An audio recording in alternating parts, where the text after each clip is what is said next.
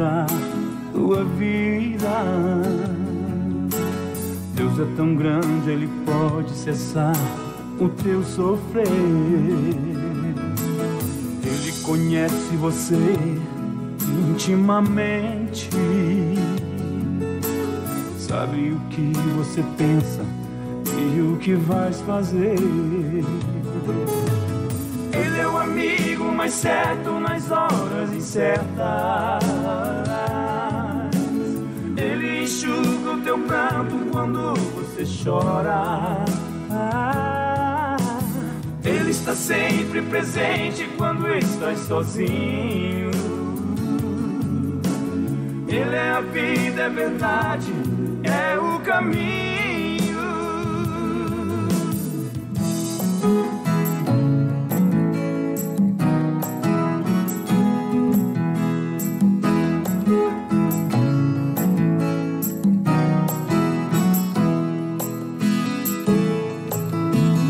Ele é a realidade dos teus lindos sonhos. Ele é o Deus que te livra da imensa solidão. Ele é uma fonte jorrando neste teu deserto. Ele é o amor que preenche todo o teu coração. Ele é o amigo mais certo nas horas incertas. Ele enxuga o teu pranto quando você chora. Ele está sempre presente quando estás sozinho. Ele é a vida, é verdade, é o caminho. Ele é o amigo mais certo nas horas incertas. Ele enxuga o teu pranto quando você chora. Ele está sempre presente quando estás sozinho. Paz, oração e união. Está entrando no ar o programa Ombro Amigo Restaurando Vidas, programa que é órgão de divulgação da Igreja Pentecostal Assembleia de Deus, Ministério Restauração. Nossa sede está localizada aqui na Avenida Farrapos, número 312. Nosso pastor-presidente é o pastor Humberto Schmidt Vieira e o nosso diretor de comunicação é o pastor Paulo Roberto dos Santos. Coordenando este trabalho está o irmão Fabiano Vargas, aqui no Núcleo Sede Internacional. Ele coordena o trabalho aqui no Núcleo Sede Internacional. E o nosso coordenador geral é o nosso irmão Paulo Tadeu Vargas. Eu estou meio nervosa hoje, que o nosso entrevistado hoje é o expert em rádio, então fiquei nervosa aqui. Você já está vendo aí na tela o pastor Gerry Adriane. Paz do Senhor, pastor Gerry. A paz, senhor, irmã Tainê. Tudo bem? Tudo bem, estou nervosa, que estou tremendo aqui, né? Glória a Jesus pela sua vida, pastor. A irmã que é bênção aí na rádio, né? Ficamos honrados em lhe receber aqui hoje. Queremos ouvir aí um pouquinho da sua história, do seu testemunho aqui nessa programação. Eu agradeço, irmã Tainê, pela oportunidade, né, que estão me dando aí desta entrevista aí no programa Ombro Amigo. Glória a Jesus. Programa Ombro Amigo Restaurando Vidas, que vai ao ar todas as segundas e quartas-feiras, às 8 da manhã e 18 horas e 30 minutos. Somos um grupo de apoio a dependentes químicos e seus familiares. E hoje o Núcleo Sede Internacional está aqui representado nessa programação, porque hoje é dia de atendimento aqui na Garibaldi 445, aqui no bairro Floresta, Porto Alegre. Temos muitos núcleos de atendimento, 18 núcleos de atendimento aí em vários lugares, e trabalhamos com drogas dependentes, aquelas pessoas que as pessoas olham e dizem, não tem mais jeito. Mas tem jeito sim, né, pastor? Glória a Jesus. Jeito, graças a Deus, né? Pastor, o tempo é muito curto e eu sei que o senhor tem bastante coisa para falar, né? Tem bastante história para nos contar, o seu testemunho é um testemunho muito bonito. Então, eu gostaria de ouvir do senhor. Vou deixar o senhor falar sobre a sua infância, se nasceu num lar cristão, como é que foi a infância. Vou lhe dar liberdade para o senhor falar, que se eu começar a falar, o senhor sabe. Né? Ontem o pastor Paulo Roberto puxou minhas orelhas, ontem disse, Aí agora eu vou me cuidar mais, né? Eu vou tentar ser mais... Mas é uma briga feia do pastor Paulo Roberto para falar, né? Nem sei quem fala mais, sou eu, se é ele, se é Ivoneide, é complicado, né? É uma coisa complicada. Mas tudo bem, a gente tenta. Glória a Deus, irmã Tainê, né? Quero cumprimentar a todos os nossos irmãos que estão videologados pelo programa Ombro Amigo, Restaurando Vidas, e também pela Rádio Filial 1, irmã. Estamos transmitindo agora pela Rádio Filial 1 também. Glória a Jesus, Deus abençoe cada ouvinte aí da Rádio Filial 1. Bênção de Deus essa rádio. Temos aí o estado de São Paulo, Santa Catarina, Maranhão, também Pernambuco e Rio Grande do Sul participando conosco nesse momento aí pelo aplicativo da Rádio Filial 1. Glória a Jesus. Bênção de Deus. Irmã Tainê, respondendo a sua pergunta, eu não nasci num lar cristão, né? Não nasci num lar cristão. O meu pai, quando eu tinha 5 anos de idade, ele saiu de casa e deixou a minha mãe com 3 filhos, né? Eu sou o mais velho dos 3 filhos, né? Da minha mãe. Então, fomos criados basicamente pela minha mãe, os 3 filhos, e não nascemos num lar cristão, né? Viemos a conhecer Jesus já perto dos 30 anos, né, de idade aí, que viemos a ter contato com a igreja, né, e também com a palavra de Deus. Então tivemos uma infância difícil, né, uma infância difícil. Morava na Matias Velho, em Canoas, né, sou nascido em Canoas, né, morei em Canoas, na Matias Velho principalmente ali, até a minha adolescência, até os 15 anos mais ou menos, e depois morei no Guajiviras também com 15 anos a partir. Mas tivemos uma infância bem difícil, irmã, né? Quando o guri ainda trabalhava buscando comida para porco, né? Revirando lixo para ver se encontrava comida para alimentar os porcos, né? Então tivemos aí vendendo laranja, vendendo bergamota na rua, vendendo picolé. Tivemos uma infância trabalhando, né? Uma infância aí trabalhando. Mas, né, nessa infância aí lembramos da nossa mãe, que nunca nos deixou, né? Mesmo tendo 3 filhos, né? 2 filhos e uma filha, a nossa mãe aí nos criou, né? E graças a Deus ela está aí viva até hoje, né? Glória a Jesus. E pastor, não foi fácil a sua infância? O senhor chegou a ficar sem alimentação? Irmã, graças a Deus, tivemos uma infância difícil, né? Não tivemos assim, não vamos dizer que comia o que queria, né? Mas a nossa mãe, ela sempre batalhou, né? Para nós termos o alimento. Eu comi muita polenta, né? Na época nós comíamos polenta de manhã, meio-dia, de tarde, né? A polenta era o prato principal, vamos dizer assim, naquela época, né? Então tivemos uma infância um pouco difícil, mas graças a Deus a nossa mãe mesmo, ela não deixou faltar, né?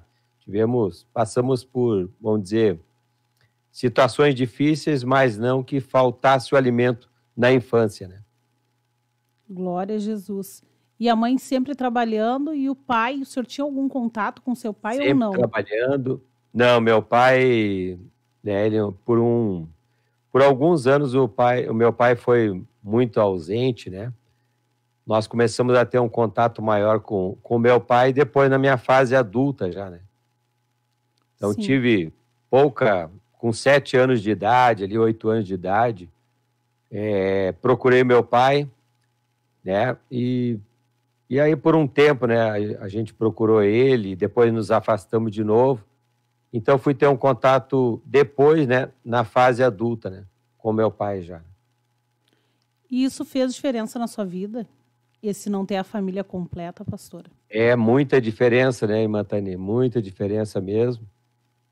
Porque ali com 13 anos eu já estava experimentando bebida alcoólica, né?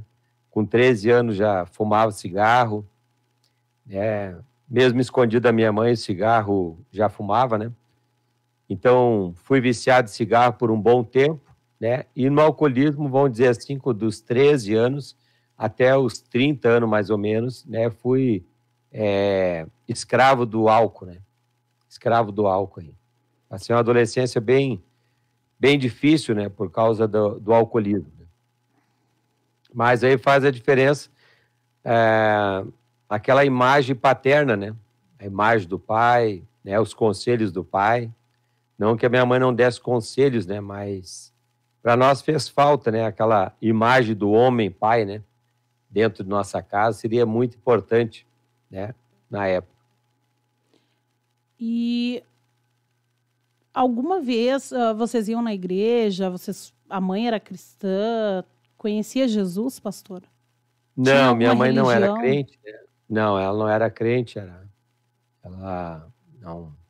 ela ia em tudo que é lugar, menos na igreja, né? Ela não tinha acesso à igreja, não ia, né? Na época ela não ia na igreja. Não seguia nenhuma religião, no caso?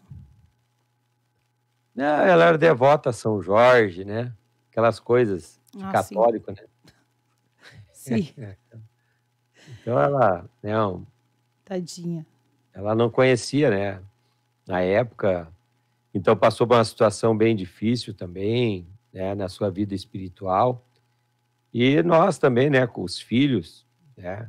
Eu entrando aí no mundo do alcoolismo, já com 16 anos eu via a minha mãe muito preocupada comigo, né?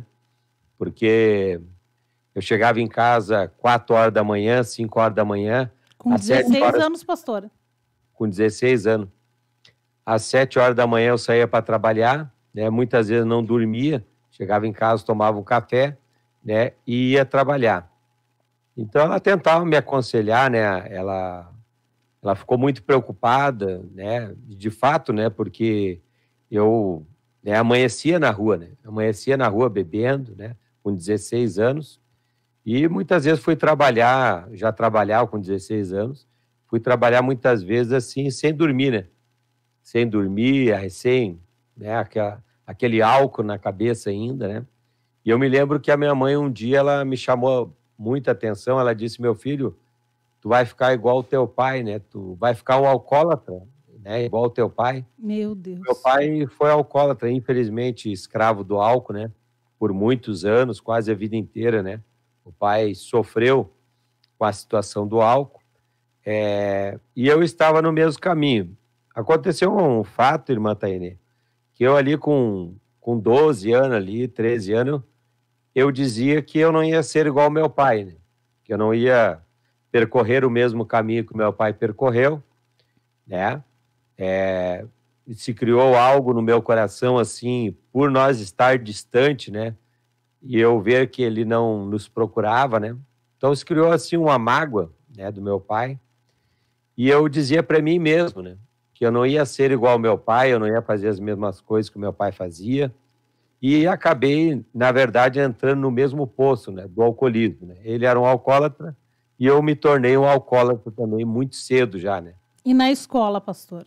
Porque, assim, normalmente a criança ou adolescente que tem esse tipo de revolta dentro de si, esse tipo de situação na vida, ele se torna uma criança revoltada, briguenta, muitas vezes não consegue prestar atenção na escola. É uma verdade, né, pastor? É uma verdade. A maioria é assim.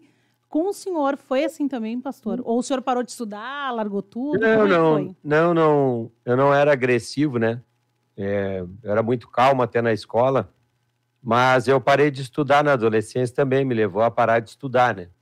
Então, eu com as pessoas eu não era tão agressivo, né? Mas eu bebia, né? Eu bebia, então, enfim, bebia demais, né? Misturava muita bebida, era tudo que era bebida, a gente fazia uma batida com aquilo ali, né? Pegava vários tipos de bebida, né? Fazia a bomba que eu chamava, né? Já com 15, 16 anos. Mas nunca foi agressivo, assim, em escola, né?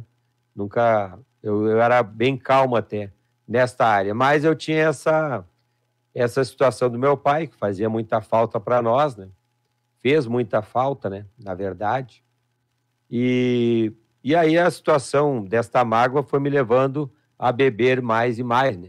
A beber o alcoolismo, a conhecer o mundo lá fora, né? Mesmo a minha mãe tentando me aconselhar, né, tentando mudar o meu pensamento, né, eu comecei, sabe como, irmã Tainê? Fugindo pela janela. Com 13 anos ali, eu pulava a janela, né? Misericórdia. Meu quarto era o último da casa, né? O último cômodo da casa. E aí eu pulava a janela, né? Pulava a janela, saía a noite toda, e lá pelas 5 horas da manhã eu voltava e pulava. E durante o dia a mãe chegava no quarto, né? E eu estava dormindo, né? Tava dormindo. Então, no início, ela nem desconfiou. Até um dia que a minha irmã fechou a janela, né? Até um dia que a minha irmã fechou a janela e eu tive que bater na porta, né, para poder entrar, né? Mas lá com os 13 anos, morava na Matias Velho, já comecei a sair, né? Eu saía sozinho, me encontrava com os amigos na discoteca, né? E depois eu voltava sozinho, né? Caminhando pela Matias Velho, pelas ruas da Matias Velho, ali com 13, 14 anos já. Uma criança, na verdade, né? Uma criança, né? Uma criança, me lembro ali com 14 ou 15 anos, estava parado numa praça de madrugada, a Polícia Civil chegou ali para fazer revista, fizeram uma série de perguntas, né? Mas a época era muito comum, né? Muito comum de ter os guri aí de 14 anos, 13 anos nas ruas da Matias Velho, né? Na madrugada, né? A noite toda aí. E pastor, passado esse momento, quando é que o senhor, quando chegou ali nos 18, 19, 20 anos, na hora de procurar uma profissão realmente, quando é que foi que caiu a ficha que o senhor era um dependente químico? Porque dependente de álcool também é um dependente químico, um dependente químico também, né? Não deixa de ser um dependente químico. Irmã Tainê, na verdade, eu já trabalhava, né? Eu trabalhava já com 13, 14, 16 anos, eu trabalhava de carteira assinada já, né? Eles assinavam a carteira cedo. A minha maior dificuldade, na verdade, a gente não sabe o que é alcoólatra, né? Na época eu não sabia. E me passava muitas vezes também, com 16 anos, a vontade de me atirar do prédio. Eu morava no 4º andar, com 16 anos nós fomos morar num prédio, no Guajivira, já com 15 anos, né? E aí me vinha muitas vezes, né, de eu pegar e me atirar do 4º andar do prédio, porque eu pensava que a vida não era tão interessante, né? Eu pensava, né, essa vida não tem, né? Não tinha valor para mim, né? Eu não tinha sentido para a vida. E muitas vezes me vinha uma voz e dizia: se joga daqui, né? E você vai terminar com tudo isso, né? Então você vai acabar com tudo isso. Eu pensava que a vida para mim não ia ter nenhum sentido, mas eu apenas tinha 16 anos, né? E aí fugia esse pensamento, eu parava de pensar nisso aí, né?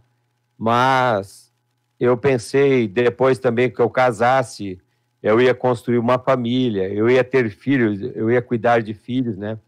Poderia então mudar essa situação, porque a gente pensa, né? Tu larga o álcool quando tu quer, né? Você bebe socialmente, né? Eu bebia quase todos os dias, né? Bebia vodka, bebia bebidas fortes com 16 anos, mas a gente sempre pensa assim: bom, a hora que eu casar eu paro, né? A hora que eu casar eu vou ficar caseiro, a hora que eu casar, né, eu vou cuidar da minha família, né? Então, casei com a minha esposa, a irmã Maristel, né? Que é até hoje, né? Com 18 anos, ela tinha 17 anos, né? Já fazem 33 anos, mais ou menos, isso, né? Então, a gente era muito novo, irmã, muito novo mesmo, né? Eu tinha apenas 18 anos, ela com 17 anos, e a gente namorou pouco também, namoramos ali 1 ano, né? E aí, pensando em construir uma família e abandonar o álcool, né? Abandonar tudo, parar, trabalhar, cuidar da esposa, cuidar dos filhos. Esse era o projeto. Esse era o meu projeto, né? Eu digo agora, né? Só que com 18 anos eu era muito novo, irmão. Eu ainda continuava sendo uma pessoa, né, muito nova, assim, né? Não, creio que não era o tempo nem de querer construir uma família ainda, mas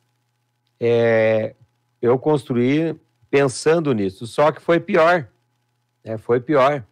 Em vez de eu sair do álcool, eu estava me afundando mais no álcool, né? E agora com uma família. Então eu trabalhava numa metalúrgica, né, lá com 20 21 anos de idade, eu resolvi, então, fazer um concurso público para a Brigada Militar em Porto Alegre, né?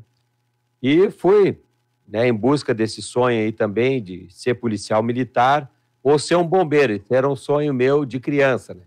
De criança, sempre pedia para a mãe comprar uma viatura de bombeiro, uma viatura da brigada, da polícia, né?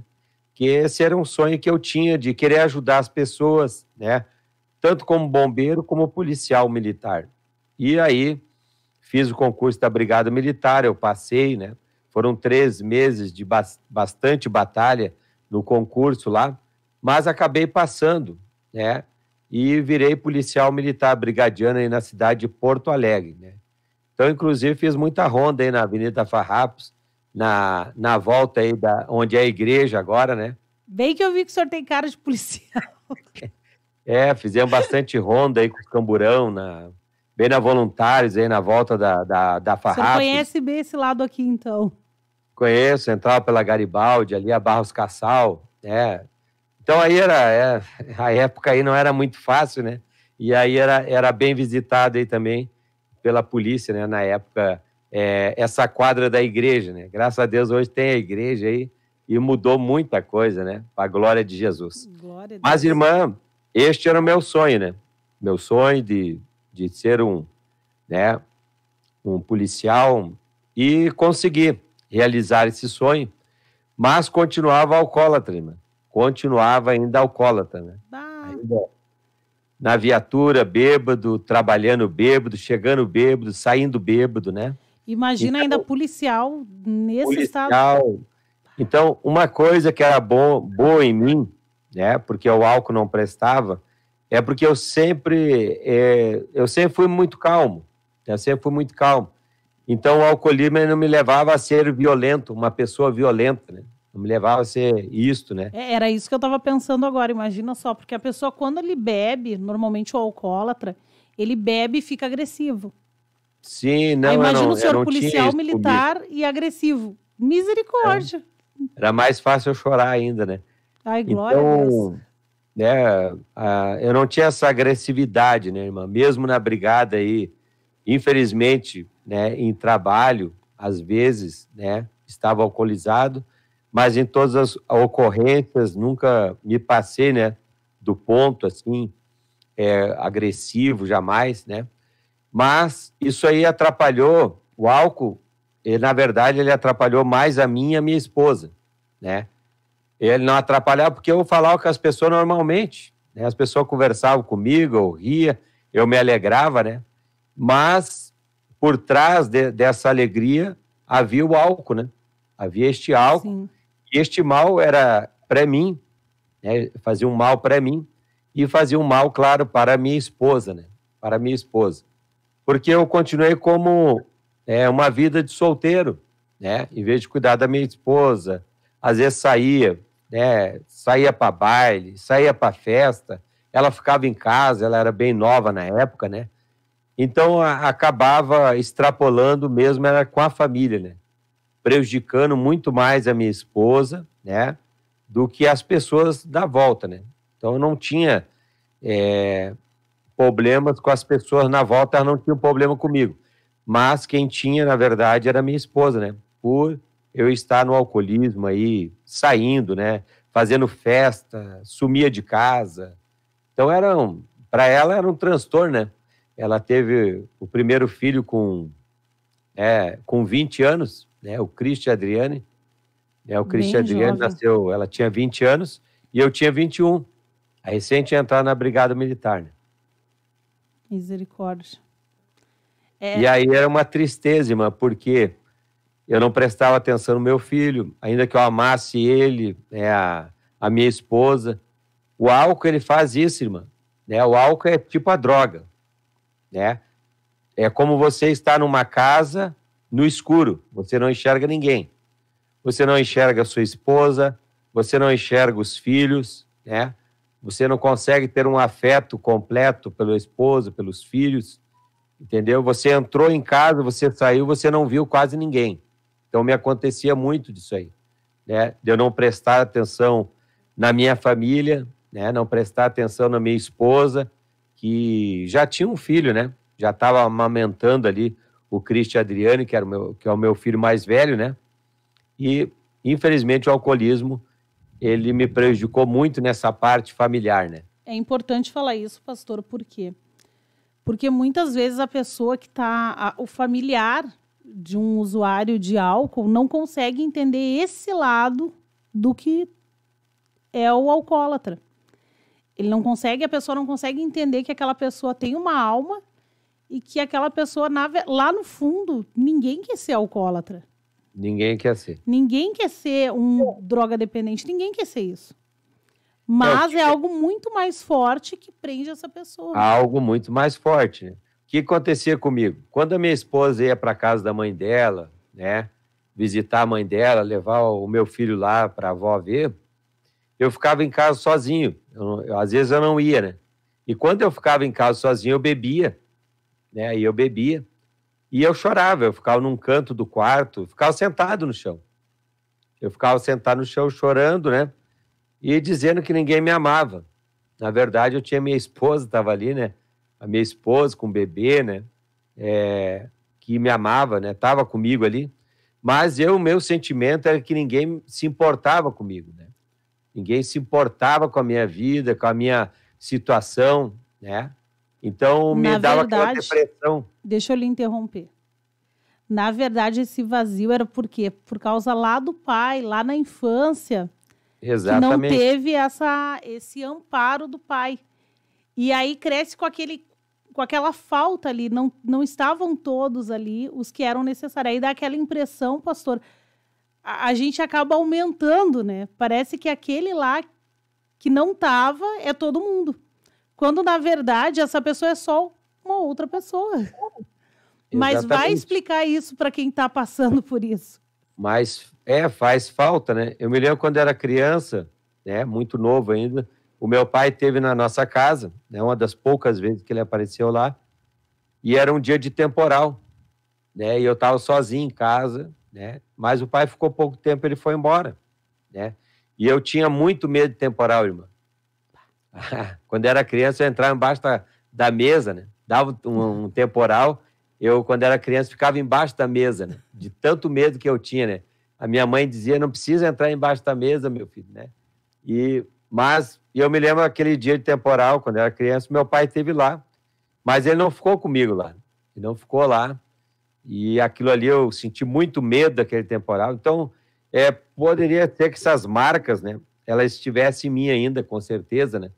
De eu sentir a falta, de eu sentir que as pessoas não me amavam, né? Então, eu bebia, eu chorava, ficava num quarto escuro, né? Quando ela voltava, eu já estava normal. Quando a minha esposa chegava em casa, eu já estava normal, né? Já tinha passado aquela depressão, uma depressão, né? Já tinha passado e eu já estava no estado normal, né? Então, muitas vezes eu não apresentava para as pessoas, eu nunca falei com a minha mãe sobre a situação que eu estava, sobre a minha dificuldade, sobre o meu psicológico, né? Eu nunca cheguei nela para falar e dizer, mãe, eu estou com problema, né? Eu estou querendo sair do álcool, mas não consigo. Não, eu ia me afundando cada vez mais, né? Sozinho. E o que aconteceu, irmã Tainê? Na Brigada Militar eu estava no comportamento bom, né? E acabei pedindo a minha saída da Brigada. Também uma coisa que não dava para entender, eu estava alcoólatra, mas eu tinha um comportamento bom, não teve nenhuma ocorrência que eu tive problemas, né, ou que eu apresentei problemas para alguém. Na verdade, eu até aconselhava, né? Me lembro de um rapaz que foi preso por mim, e ele tinha a minha idade, e aquilo ali me comoveu na época, me comoveu, porque ele tinha a mesma idade do que eu. Eu era um jovem, eu tinha 21 anos, né? E eu me lembro na prisão dele, que a gente tinha que levar na delegacia, levar até a cela, tirar a algema, né? Eu disse lá para ele, né, na cela, rapaz, tu é da minha idade, né? Tu é muito novo, né? Tu tem que trabalhar, homem, tu tem que, né, vencer isso aí. E eu aconselhava as pessoas assim, só que eu estava com problema também. Estava fardado, né? Mas, claro, ele não sabia que eu era um alcoólatra, né?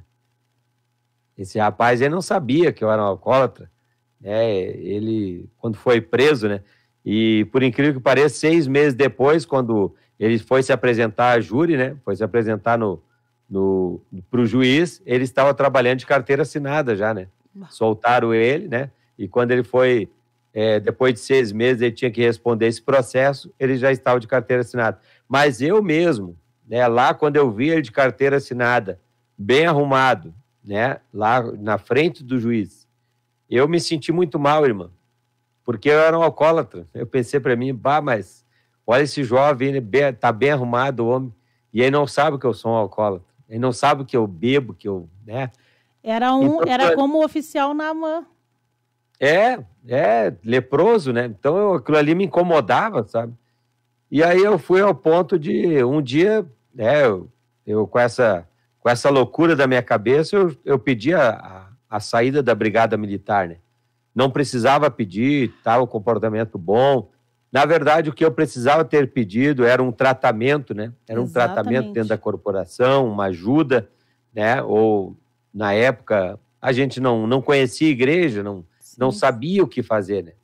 Não sabia se precisava também, irmã Tainê. O grande problema das pessoas é que elas não sabem, naquele momento, elas não sabem que elas precisam de ajuda, né? Elas não sabem até que alguém chega e diz para ela, você precisa de ajuda. As pessoas não diziam para mim, você precisa de ajuda, né? Elas criticavam. Que eu ia lhe perguntar, se alguém lhe evangelizou, se alguém falou de Jesus. As pessoas me criticavam por eu ser assim, por eu beber, por eu sair, né? Aí o que aconteceu? Quando eu pedi a saída da Brigada Militar, né? Que me liberaram, para a irmã ter uma ideia, eu cheguei em casa e eu chorei, né? Eu contei para minha esposa, olha, eu pedi a baixa da brigada, eu pedi para sair, e fui para o quarto e chorei, né? Chorei porque eu vi ali que o meu sonho foi por água abaixo. Só que ninguém mandou pedir, eu pedi. E eu mesmo chorei depois, porque eu me arrependi. Eu digo, eu botei tudo fora, o meu sonho, por água abaixo, né? E, irmã, depois que eu saí da Brigada Militar, eu fiquei 3 anos desempregado. Meu Deus. Por 3 anos eu não conseguia emprego. As portas se fecharam de tal maneira. Eu não vou dizer que alguém não tentou me evangelizar, porque eu tinha um soldado, o soldado Ezequiel da Brigada Militar aí de Porto Alegre, do 11º Batalhão, né? Esse soldado Ezequiel, ele pregava para mim. Sabe o que eu fazia? Quando eu saía com ele, eu atravessava a rua. E depois eu contava para o sargento que o soldado Ezequiel, né? Ele estava falando de Jesus para as pessoas, que loucura, era uma loucura. Ele carregava uma Bíblia, irmã. Eu disse, o que tu quer, Ezequiel? Tu está trabalhando, homem, né? Podemos levar um tiro, qualquer coisa, aí tu tá... E ele tentava pregar para mim, mas eu me afastava, atravessava o outro lado da rua e eu pedi para o sargento me colocar em qualquer lugar sozinho, né? Mas sozinho, sem Ezequiel. Eu não queria aquele crente louco na minha volta. E, na verdade, irmã, era Deus, né? Era Deus tentando me resgatar através do soldado Ezequiel. Antes de pedir demissão. Antes de pedir demissão, nós trabalhávamos juntos. Deus queria manter o senhor no trabalho, Deus mandou lá para lhe manter lá, mas o senhor não quis dar ouvidos. Para não passar pelo que eu passei. De repente, o soldado Ezequiel está até hoje no 11º Batalhão, né? Se ele ver esse vídeo, ele vai lembrar de mim. Ele é crente, ele era crente, né? E ele tentava pregar para mim. Ele falava de Jesus e eu não aceitava. Eu virava as costas, eu atravessava a rua e eu pedia para o sargento me tirar da escala com ele. Eu digo, eu não quero ficar com aquele crente louco, né? Meu Deus, me tira. Não, só o que faltava.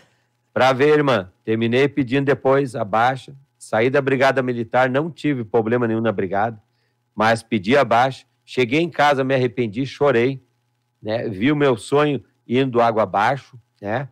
Um sargento me encontrou na frente do batalhão, o sargento Coutinho, foi o meu instrutor também na escola, e quando eu falei que eu ia pedir baixa, ele diz, não pede a baixa, não pede. Se tu tem problema, tu pode resolver os teus problemas. Ele ficou 1 hora me aconselhando, irmã, na frente do batalhão, do 11º Batalhão, em Porto Alegre. Ele ficou 1 hora me aconselhando, por 1 hora. Mesmo assim, eu entrei no batalhão e pedi a baixa. Então, eu creio que Deus criou todos os meios para mim não perder o serviço, né? Não perder. Hoje eu estaria aposentado hoje, né? Estaria aposentado já. Né? E com um salário bom. Deve ser uns 10 mil por aí, uns 9 mil por aí, né? Depois passa sargento. Aí o que aconteceu? Eu saí da brigada. 3 anos, né? Então se fechou as portas, eu não consegui mais emprego e eu comecei a beber mais.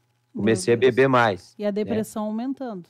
A depressão aumentando. Nisso nasceu a Jéssica, né? A minha filha. Inclusive, depois vamos pedir para orar por ela. Ela está no hospital em Canoas, né? Ela está no atendimento lá. Então, nasceu a Jéssica, né? E aí as coisas ficaram mais difíceis. Nós não esperava a Jéssica, né? A minha esposa tomando os cuidados, ela tomava remédio ali. E quando ela foi descobrir, ela já estava com 2 meses tomando remédio. Meu Deus. Tomando anticoncepcional. E ela estava com 2 meses, né? Nós não imaginava, assim, de ter a Jéssica. Nós já estávamos numa situação terrível, irmã. Nesses 3 anos que eu fiquei desempregado, irmã, a fome, ela chegou na minha casa, aonde nós passamos fome, sim. Eu, minha esposa, né, e o meu filho, né? O meu filho teve uma noite que eu não tinha nada para dar para ele. Eu pesava 49 quilos. A minha esposa pesava menos que eu ainda. E eu não tinha nada para dar para ele. E aí eu perguntei para ela, ela disse, não temos mais nada, não temos comida. Irmã, tinha 2 colheres de farinha de milho, um pouquinho de azeite numa frigideira e uma colher de açúcar, irmã.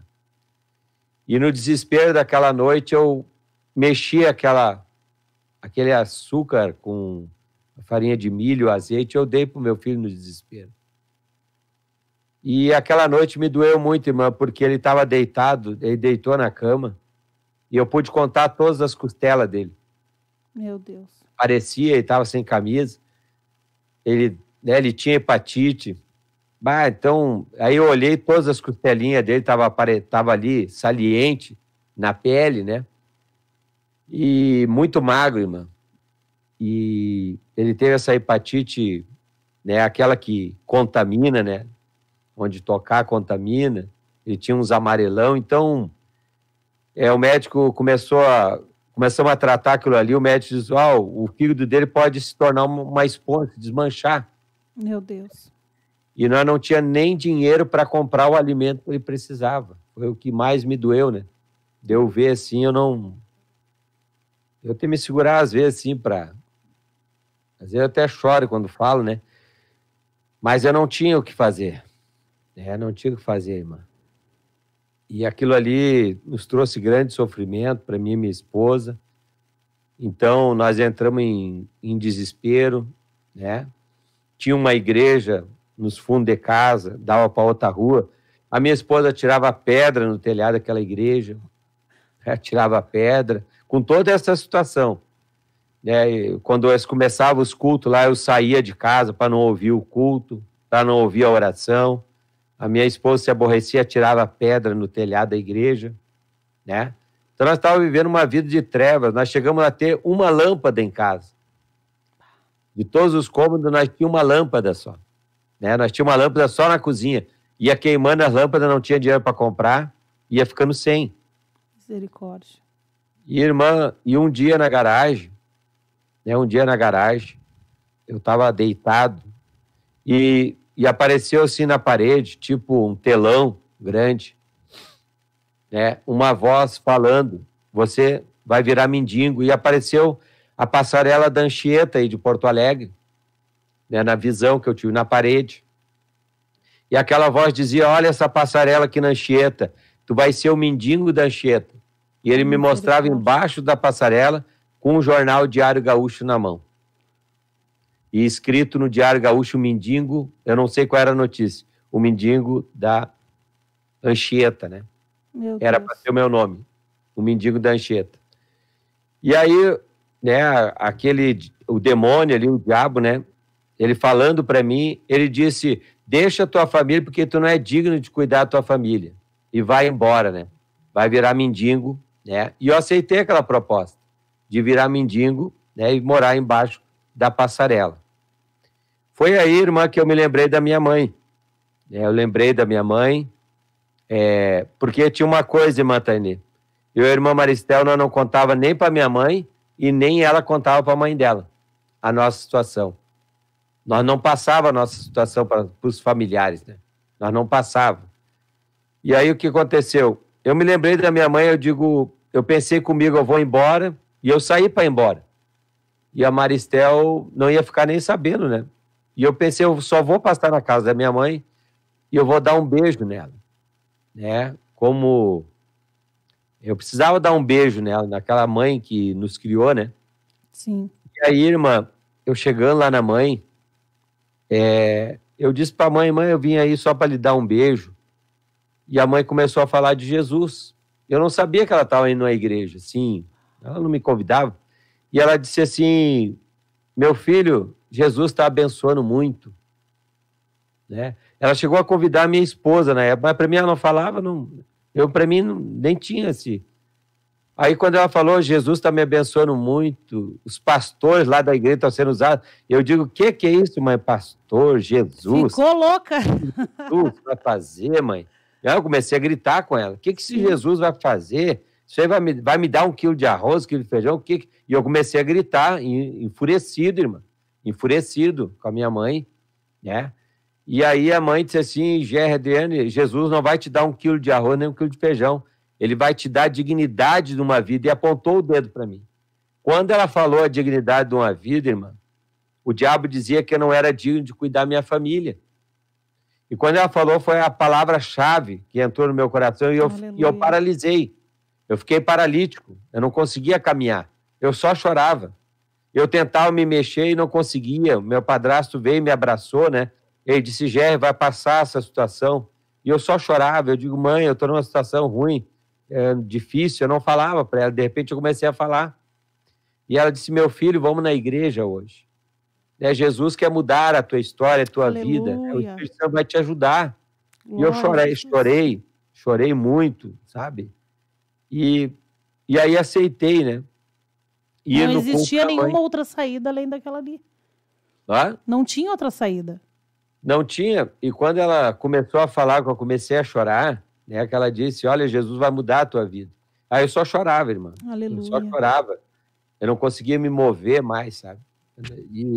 E aí eu dizia para a mãe, eu perdi tudo na vida.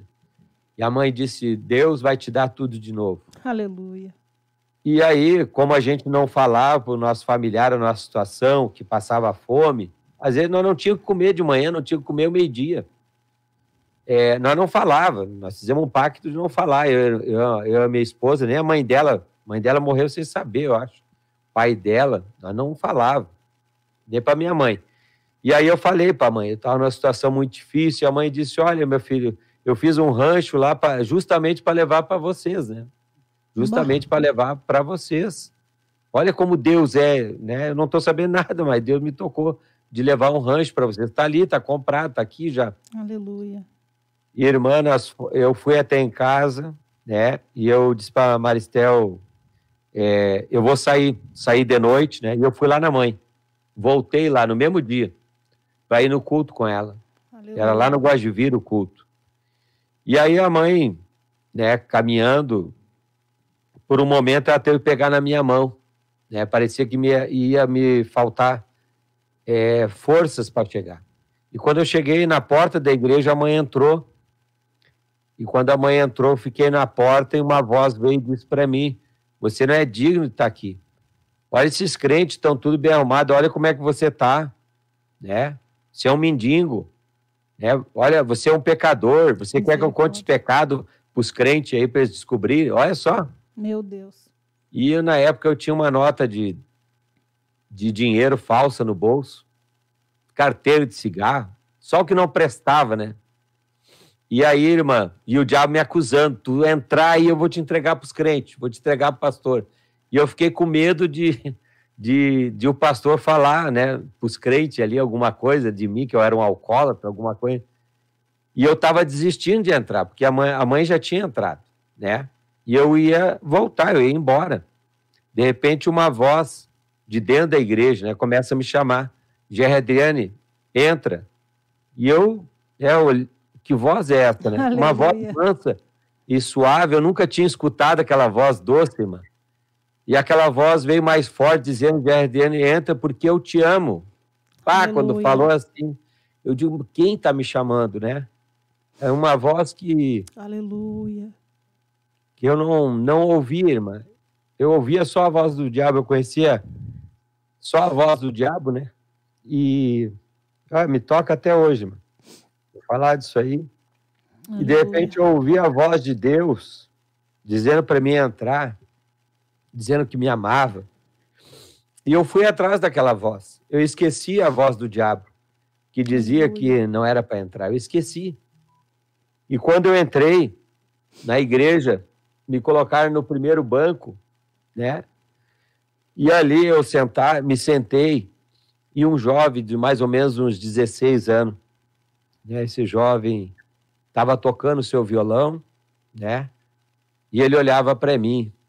E eu olhava para aquele jovem, e ele começou a cantar, né? Cantar ali um louvor. Quero que valorize o que você tem, você é um ser, você é alguém. E sabe o que me veio, irmã? Que ele fez uma música para mim. O que ele sabe da minha vida? Eu pensando comigo mesmo. É a primeira vez que eu ouvi isso, eu pensei a mesma coisa, pastor. Ele está fazendo essa música para mim, que eu achava que eu ouvia muito Gil de Freitas, né? Então, eles improvisavam na hora aquilo ali, as músicas, né? E eu achava que ele estava fazendo uma música para mim também, né? Eu digo, mas o que esse jovem sabe da minha vida? O que ele me conhece, não me conhece? E eu fiquei encarando ele, e ele começou a cantar, né? Quero que valorize o que você tem. Só que ele olhava dentro dos meus olhos, né? Ele olhava dentro dos meus olhos. Aleluia. E eu comecei a chorar, irmã, né? Porque ele disse, você tem valor para Deus. Né? Aquilo ali me tocou. E eu olhei para baixo, irmã, as minhas calças estavam rasgadas, não é? Os jovens hoje andam com as calças rasgadas, é moda. Aquilo lá era vergonha na época, né? Minha calça estava rasgada. A gola da minha camiseta estava rasgada. O meu tênis estava rasgado, irmã. Quando eu olhei, eu digo, mas eu já sou um mendigo. Quando eu olhei, né, as minhas vestimentas, que eu observei dentro da igreja, estava tudo detonado, né? E eu comecei a chorar quando ele disse, quero que você valorize, você é alguém, né, importante para Deus. Eu digo, mas você é importante logo para Deus. Aleluia. Aleluia. E aí eu fiquei lutando com aquilo ali e chorando ao mesmo tempo. E o pastor começou a pregar, pastor Dermerval, né? Pastor Dermerval. Ele começou a pregar e aí quando ele pregou, ele disse, quem quer aceitar Jesus? Eu dei um salto lá na frente chorando. Aleluia. Né? Eu quero aceitar Jesus. E aí ele veio com o microfone, o pastor Dermerval chegou e disse, filho, jovem, né? Fala o que tu queres. E eu não conseguia falar, irmã, eu só chorava. Aí eu botei a mão no rosto e era muita lágrima. E ele dizia, olha, igreja, né? Ele botou a mão sobre a minha cabeça e disse, igreja, olha para este jovem, ele não consegue falar, mas o Espírito Santo já ouviu o coração dele. E eu senti que o Espírito Santo me abraçou, irmã. Aleluia. Alguém me abraçou e era o Espírito Santo que me abraçou naquele momento. E ele começou a orar. E eu senti assim que, né, que o Espírito de Deus estava me abraçando ali, né? Naquele momento, eu chorei muito. E o pastor Demerval, antes de eu sair ali da frente, ele disse, só um pouquinho, jovem, espera um pouquinho. E eu estava com vergonha, porque eu vi que as minhas roupas estavam rasgadas, o meu tênis estava rasgado. Quando eu dei conta do que eu estava vestindo, eu me deu vergonha. E eu queria logo sair da frente. E ele disse, espera um pouquinho, jovem. Né? O Senhor manda te dizer, tu serás um evangelista da palavra dele. Hoje as pessoas podem fugir de ti, mas amanhã elas vão ir ao teu encontro, porque Aleluia. Deus vai enviar. E eu não entendi nada, saí na porta, né? Aí o obreiro perguntou, o senhor, jovem, tu entendeu o que o pastor entregou ali, né? A profecia de Deus para ti? Eu digo, não entendi. Tu vai ser um pastor, tu vai ser um evangelista, né? Tu vai vai apacentar ovelhas, né? E eu, meu Deus, aquilo ali era demais para mim, né? Eu pensei, tô com uma carteira de cigarro no bolso, dinheiro falso no bolso. Né? O que estão falando para mim aqui na igreja? Quando eu saí porta fora, a primeira coisa que eu fiz foi jogar a carteira de cigarro no lixo. Aleluia. Esmaguei ela, joguei no lixo. Rasguei aquele dinheiro que tinha, né? E no caminho, depois, né, que a mãe foi para casa, rasguei, né? Eu tinha um revólver, consumi com o revólver, eu tinha... Só o que não prestava, né, irmã? Só o que não prestava. Aleluia. E aí cheguei em casa radiante, alegre, né? E a minha esposa disse assim, o que está acontecendo contigo? Tá tão alegre, faceiro, o que tu viu na rua? Né? E aí eu disse, olha, eu fui na igreja, mentiroso, tá mentindo? O que tu fumou maconha também? Teus olhos tá brilhando, no mínimo tu fumou maconha, Adriano. Eu digo, não, eu digo, não. Daí eu fui lá, olhei no espelho, eu digo, olha, o pastor falava lá na igreja, Maristel, pros irmãos, né? Você tem o brilho do Espírito Santo no teu rosto. E eu acho que eu saí com esse negócio lá. E ela dizia, tu tá brilhando. Eu digo, mas é o que o pastor falou. É o brilho do Espírito Santo. Aleluia. E ela disse, não, é loucura. É loucura agora que nós vamos nos separar. Tu acha que eu vou para essas igrejas de glória a Deus e aleluia? Aquele gritedo, mas bem capaz, né? E aí, irmã, né, foi até engraçado. E aí convidei ela. Foi a primeira alma que eu ganhei, foi a irmã Maristel. Aleluia. A Jesus, né? Aleluia. Fomos para o culto, o primeiro culto que ela foi, ela já aceitou Jesus. Tinha uma campanha de oração de 9 quinta-feira, ela já ficou na campanha, fazendo 9 quinta-feira, ela não sabia orar, ela sentava e ficava olhando as irmãs orar, né? E ela participou das 9 quinta-feira, e ela me disse, numa daquelas quinta-feira, tinha um baú, uma urna, e se colocava uma carta para Deus, né? E o pastor disse, escreve uma carta para Deus, pede para ele. Ele vai te abençoar. Eu estava desempregado. Ela escreveu na carta, Senhor Jesus, dá um emprego para o meu marido. Né? Dá um emprego para ele. Jesus não deixa faltar feijão nem arroz em casa. Glória a Deus. Leite para minhas crianças. Jesus, eu quero um marido, o meu marido. E botou na urna aquilo ali. Aleluia. Irmã, deu uma semana, eu já estava sendo chamado numa empresa para trabalhar. Aleluia. Glória a Deus. Oh, Ramagachulabagaia. Aleluia. Aleluia. Mas, irmã, até o ponto de encontrar Jesus. Aí eu vi que eu era um alcoólatra. Aí eu caí em si, né? Eu vi que realmente eu precisava de ajuda, né? E comecei a pedir oração para os pastores começaram a orar, né? A bebida era muito forte, irmã. Mesmo eu indo no culto, né? Eu saía dali, no outro dia eu bebia, né? E um dia eu cheguei para o pastor e falei para ele, pastor, eu preciso ser liberto do alcoolismo. Eu larguei o cigarro, eu larguei um monte de coisa, mas não larguei o alcoolismo, né? E ele disse, eu vou orar por ti hoje. E Jesus vai te libertar. Aleluia. Me lembro até hoje, Matainê, que quando eu cheguei do culto em casa, eu entrei na minha sala e eu vomitei. Vomitei, assim, algo, né, assim, tipo uma cevada podre, um cheiro podre. E veio uma voz dizer assim, até hoje tu bebeu, foi isso aqui. E aquilo ali era repugnante, irmã.